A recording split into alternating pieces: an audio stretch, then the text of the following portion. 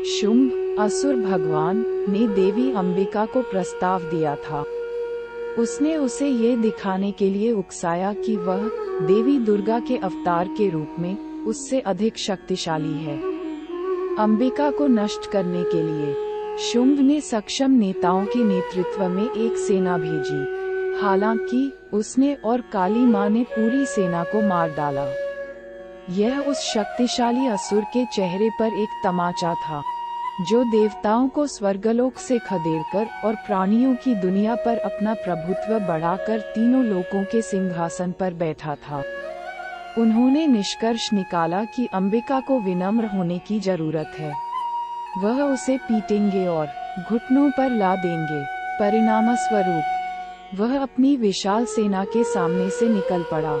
अंबिका ने अपने धनुष की टंकार से असुर सेना का अभिनंदन किया। देवी काली मां ने अनुमोदन में चिल्लाकर कहा, जिसकी ध्वनि पृथ्वी और आकाश में गूंज उठी। इससे असुर और भी क्रोधित हो गए। उस पर उसने अपनी सेना की सारी शक्ति लगा दी। ये शक्ति का शानदार प्रदर्शन था। 3 प्रमुख देवताओं ब्रह्मा, विष्णु और शिव में से प्रत्येक ने अपनी शक्ति, दिव्य शक्ति के माध्यम से सहायता भेजी, लेकिन शुंभ को कोई चिंता नहीं थी। क्या ये सच नहीं है कि वह पहले ही देवताओं को हरा चुका था? शक्तियाँ क्या कर सकती हैं? अंबिका ने एक नई देवी को जन्म दिया। देवी चंडिका उनका नाम था। तुम जहाँ हो वहाँ चले जाओ या नष्ट हो जाओ, चंडिका ने असुर राजा से कहा। शुंभ ने कई सैन्य टुकड़ियों के साथ चंडिका को घेरकर जवाबी कार्रवाई की। शक्तियाँ उसके बचाव में आईं।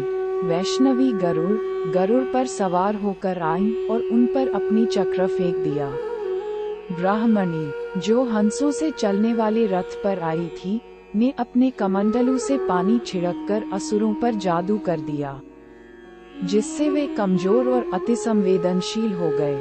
महेश्वरी ने नंदी बैल की सवारी करते हुए उन पर अपना त्रिशूल फेंका। इंद्र की शक्ति ऐरावत हाथी पर सवार थी। उसका वज्र घेरा घेरे हुए सैनिकों पर पड़ा। वराह की शक्ति और विष्णु स्वरूप वराही एक मादा सुअर के रूप में प्रकट हुई थी। वह और नरसिम्हा की शक्ति, विष्णु का आधा शेर आधा मानव अवतार, ने असुरों के समूह को तोड़ डाला, जिससे आतंक और विनाश हुआ। ऐसा प्रतीत हो रहा था कि देवी देवताओं के आक्रमण के बाद असुर हार के कगार पर थे।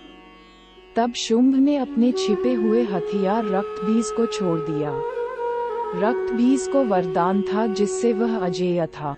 यदि उसके शरीर से खून की एक बूंद भी जमीन पर गिरती, तो एक और रक्तबीज उभर आता, पूरी तरह से गठित और युद्ध के लिए तैयार।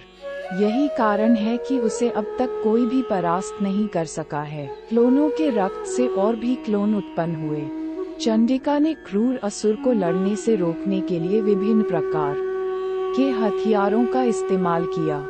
उसके घावों से खून बह रहा था, फिर भी जमीन पर पहुंचने वाली हर बूंद ने रक्तबीज क्लोन को जन्म दिया। जल्द ही इनमें से हजारों क्लोन युद्ध के मैदान में उमड़ पड़े।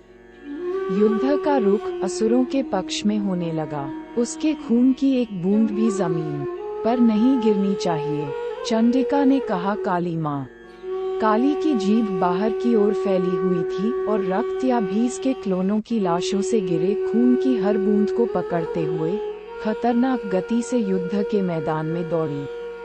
रक्त बीज अब और विस्तार करने में असमर्थ, निराशा में चंडिका की ओर बढ़ा, केवल उसके हाथों मरने के लिए। शुंभ का भाई निशुंभ मरने वालों में अगला था। असुर पराजित हो गए। हालांकि क्या वे पराजित हुए? नहीं, शुंभ असुरों में सबसे शक्तिशाली बना रहा। इससे पहले कि वह कार्रवाई करता, ये बस समय की बात थी।